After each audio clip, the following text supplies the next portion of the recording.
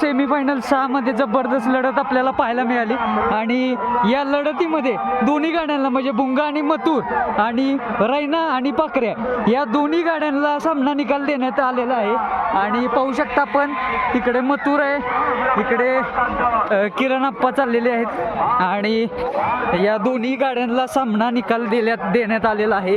जबरदस्त लढत आपल्याला सेमीला पाहायला मिळाली. काय सांगाल कशी झाली लढत? काय सुंदर अशी लढत झाली, सगळे आपलेच नंदी आणि ही सगळी लढत मैत्रीपूर्ण लढत झालेली आहे. खरंच हिंद केसरी मैदान आणि त्यातल्या मैत्रीपूर्ण लढती कशा असतात तर कोरेगावला खरंच हिंद केसरी मैदान बघायला एकदा तरी सगळ्यांनी यायला पाहिजे.